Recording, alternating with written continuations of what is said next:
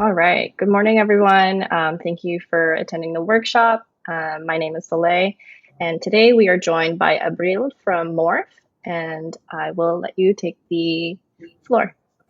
Hi everyone, I'm Abril, and I think we've done 2 weeks ago or 3 weeks ago a high-level overview on Morph. So this week I'm gonna walk you guys through our technical overview, more like how Morph is built behind the scenes. And so yeah, let's get started. I'm excited for this workshop as well. So the agenda for today is we're gonna go through the team as well as just me today.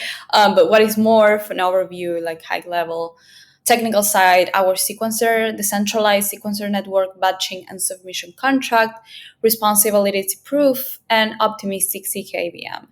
And then I'm gonna show you a little bit how you can get started deploying your contract. As I said, I'm a real developer relations engineer at Morph. And basically, what we are doing, we are a scaling layer 2 EVM solution that basically we integrate a couple of things. Like we work with modular, we work with decentralized sequencers, with optimistic rollups and CK rollups. But our focus is consumer. So we're trying our best to integrate as much consumer apps as possible. So it can be from NFT ticketing platforms or SocialFi or educational on-chain platforms, stuff that you can use the blockchain for everyday use. And this is our technical side, as I mentioned. We are basically right now having optimistic rollups, and these rollups meet CK rollups as well. So it's more. I will try to explain it more specific in a little bit. But this is actually really unique because we are basically having the best of both worlds. And then we are the only L2 that is integrating decentralized sequencers. And we have modular, of course. So this is our current state of our testnet. We released Sepolia testnet in January. Right now, we've just moved this month to Holsky. And so we have this total of transactions, wallet addresses. We already have 7 decentralized sequencers running on our testnet. And we just introduced the optimistic secret rollup challenge. So pretty exciting. So let's talk about the centralized sequencer and what it is. Basically, sequencers are responsible for processing new blocks in the L2 blockchains. Basically, as you will see here, is like a kind of like a chaotic diagram, but let's walk through that. A sequencer set is basically a group of participants who have a special job, which is basically produce and confirm new blocks of transactions. Think of like a block, like a page in a ledger book, but for digital transactions. To join this group, participants need to put down some ETH as kind of like promise, and this is done through a staking contract, which is this one that you're seeing here. Then they go through an election to become a sequencer, and this is a way to make sure that only serious and committed participants get to do the job. And so once they're part of the sequencer set, their main task is basically take transactions that it haven't been confirmed yet and put them into blocks. And then they work together to check and agree that everything in those blocks is basically correct. And they use this method called tender mean consensus. I don't know if someone heard about this, but for this agreement is very important. And it's basically a straightforward way for all sequencers to make sure that they're all seeing the same transactions in the same order. So it helps keep the network secure and running more smoothly. And so after they agree on the transactions, these are then, I would say, officially recorded onto the blockchain. And this process helps the network handle a lot of transactions more quickly. So this is all, the whole process behind the scenes is pretty interesting how everything works behind this. And then we have the layer 2 blocks generation. So this is basically following the BFT consensus protocol. The selected sequencer extracts transactions from the mempool. It constructs the blocks and synchronizes these blocks basically with other sequencers to undergo verification and voting. And basically, the end result of this is the generation of these new layer 2 blocks, as you will see here. This is a couple of steps. This is basically blockchain networks that manage the process of the transactions. So this basically involves a smart technique called batching, using something known as a batch submitter. And normally, basically, each block of transactions will be sent to the main blockchain layer 1, which is basically Ethereum in this case, one at a time.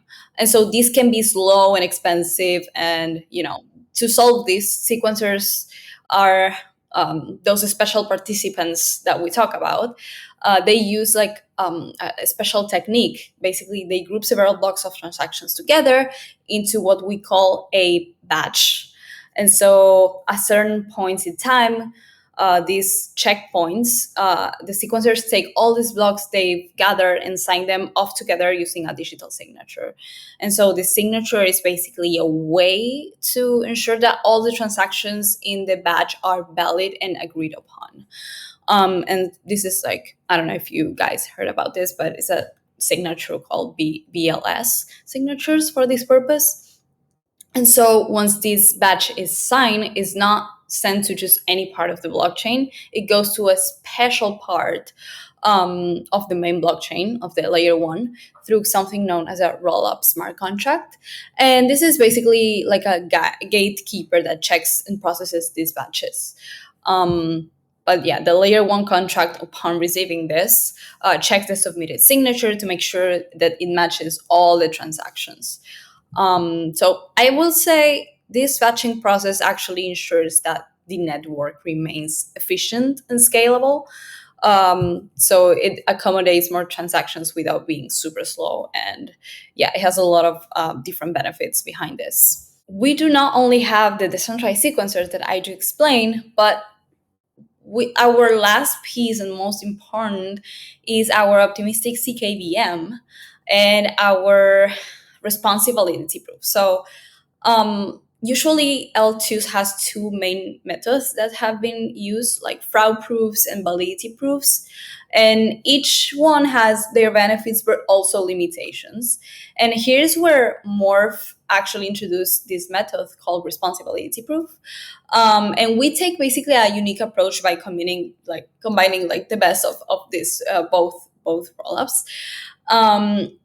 And so normally generating these high security checks or CK proofs for every transactions, is very demanding. It's very slow. So it only generates this proof if there's a challenge to the validity of a transaction. So with Morph, what you can do is anyone can run a validator node, meaning basically anyone can help verify these transactions. However, during these early stages, only selected validators can challenge the transactions. And this is basically to ensure that the system runs smoothly and better. But basically, the beauty of all of this and what I feel passionate about is that Morph approach maintains the high security without bogging down the system with heavy computations all the time. And it's like having a security system that's always on alert, but only goes into alert mode when there's a potential issue. So basically, I would say this makes all the chain behind this very scalable and faster. So this is the process of the state verification. This is another chaotic diagram, but the process is basically based on validators that will need to constantly verify the transactions and new state sequencers submitted to layer 1. And then if they find these transactions and the states are not correct, they will initiate the challenge. And basically, sequencers need to answer the challenge by providing the CK proof and pass verification. So if the sequencer can finish the verification process during a certain period, the fraud behavior is settled. So in a nutshell, validators will need to stake in order to initiate a challenge. So this was like a general approach of our all of our contracts and how everything works behind. And this is our current state and our roadmap. So as I've mentioned before, we launched testnet Sepolia with our optimistic zkEVM and decentralized sequencers in Q1 in January. And now we've migrated to Holsky with the Dencron upgrade, the blobs basically, and the zkEVM upgrade with a bunch of new technical integrations. And so we expect also launch mainnet by July or August, end of July or August. And we will integrate Morph staking, which I cannot mention anything about that right now, but we will definitely have a different workshop for that once we launch mainnet. And then we are also trying to focus a lot on decentralized AI protocols. As I mentioned, we want to integrate consumer apps, but also I will say the ecosystem in AI is pretty early, and this is a great opportunity for a chain like us to integrate them.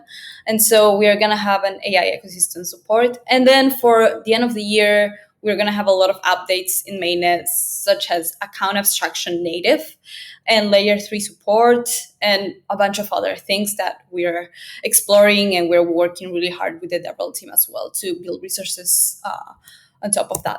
So this is, if you want to scan, we have our developer resources. We have some templates and boilerplates we are still building. I would love to know if you guys want to see something specific. You can scan this QR code and see what you can build with Morph. And unfortunately, I'm having troubles with the dev environment right now, but I'm going to show you right now the repo that we have and the documentation to deploy your contract. So basically, we have two different options. We have Foundry for those who use Foundry, and then we have Hardhat. So yeah, I will show. I think I need to stop sharing to start showing a little bit on our GitHub repo. Okay, so here's our by the way, we have a new rebranding. We have a whole new logo, like everything looks way better, so I'm excited about that. And this is our documentation. It's pretty straightforward, as you can see.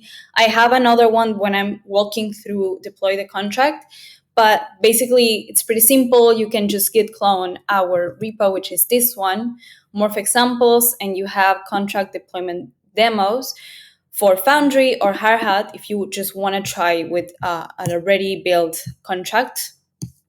We're walking through you this process of deployment the contract. But before that, of course, you need to use our bridge, so you can bridge Holsky ETH from Holsky to our Morph testnet Holsky.